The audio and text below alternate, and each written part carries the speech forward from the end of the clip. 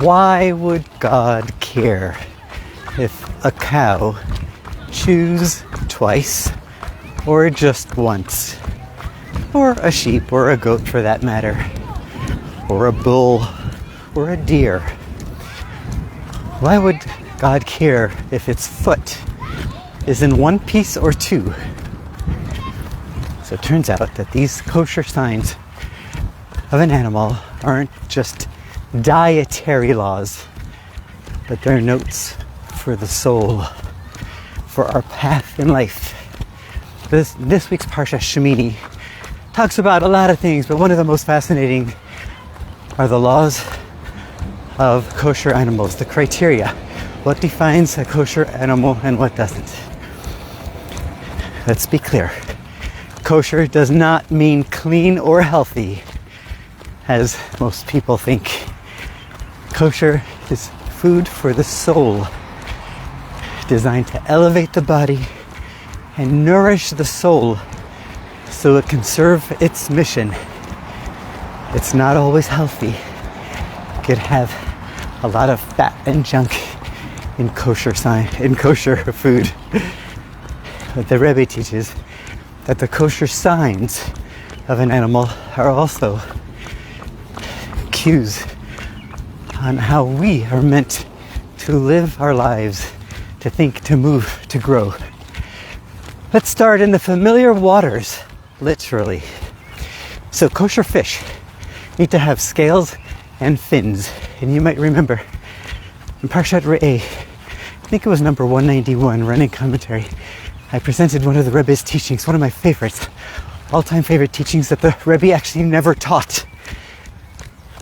But it was found in the Rebbe's drawer after his passing, about the kosher signs of a fish that needs to have both skins and scales, both fins and scales. A fish, a kosher fish, needs both fins and scales. And the Rebbe taught about these signs, that the scales represent protection.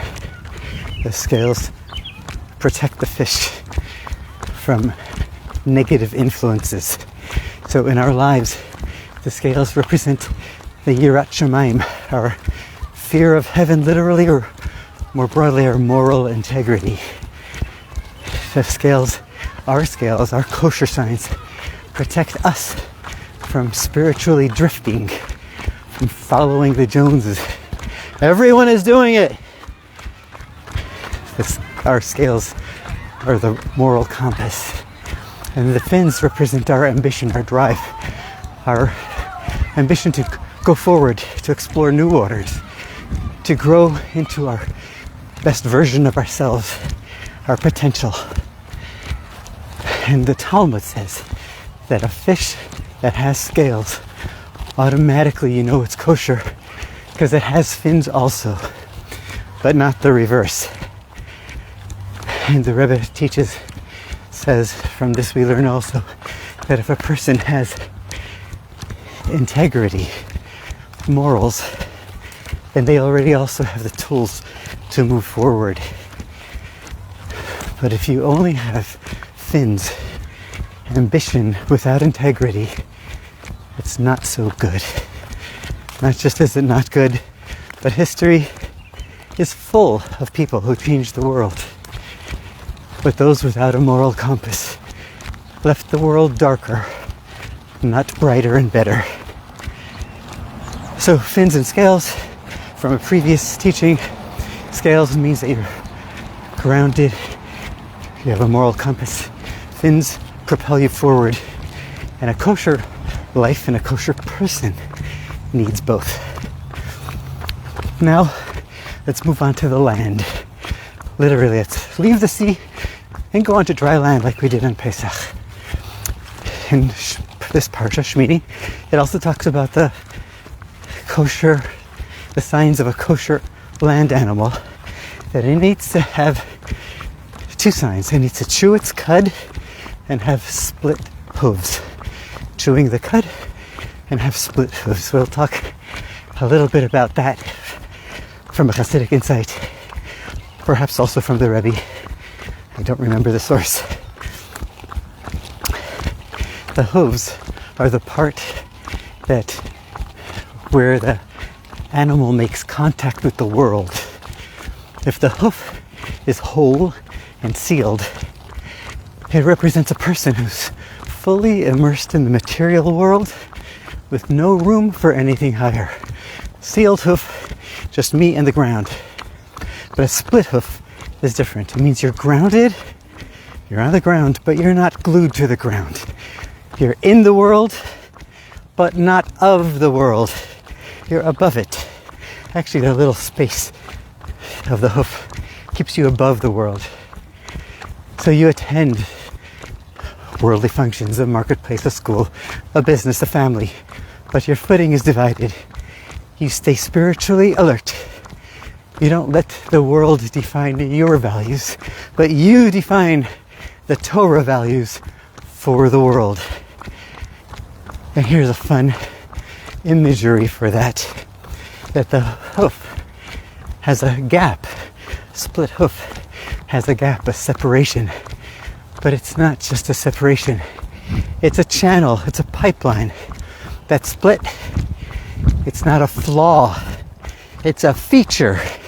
It allows the divine light, represented by the sun, to flow downward through your soul into your daily steps, literally to the ground. When you walk with kosher purpose, your footsteps carry holiness with them. A kosher person doesn't block the godliness, but they let it flow into the world, from the heavens into the soul, through the body, straight down to the ground. So our everyday steps carry the divine light through those hooves, through the split hooves that lets the light in, literally like this. If you could see that, if you're watching. In everything we do, our errands, our emails, our texts, our scrolling, our commuting, our conversations, we become a conduit, bringing God's energy into the home, the office, the classroom, the kitchen. That split is not a flaw, it's a feature. Now to the second sign, is chewing of the cud. The animal must chew its cud. The animal eats and rechews, regurgitates what it swallowed and chews it again and again and again. It's not glamorous, but it's profound. It doesn't just consume, it revisits, reprocesses, it reflects 4 times. And this is a cue for us, says the Rebbe, to live a life of reflection. Don't just go through life, but grow through life. Don't just experience something once, but chew it over. Revisit your day every night. Ask yourself, how did I function today? How did I speak? How did I treat others? What can I learn from today that will make a better tomorrow? The difference between living by reaction or by reflection. Was I kind enough? Did I grow? Did I walk the talk? This is internal kosher. Not just what you chew, but how you rechew your life. And we need both signs. Just like a fish needs both fins and scales, it needs both propelling forward motivation and integrity. A kosher land animal needs both hooves, split hooves, and to chew its cud. Because kosher living needs both directions. Split hooves, let the light flow into the world. Chewing the cud, lift the world back toward the light. Be a thinker, not a stinker, say Sammy and Tootie. Be a mover, a channel, a student. Chew it over, walk it out. May we all be blessed to live that kind of life, that kind of kosher life, not just on the table, but in our lives in the world. Kosher steps, kosher thoughts, kosher souls. That's the story for today. God bless you. It's a beautiful day here in Cleveland, Ohio, in a new park that has great reception, although it's about a 15-minute drive from my house. So that's what it takes. God bless y'all.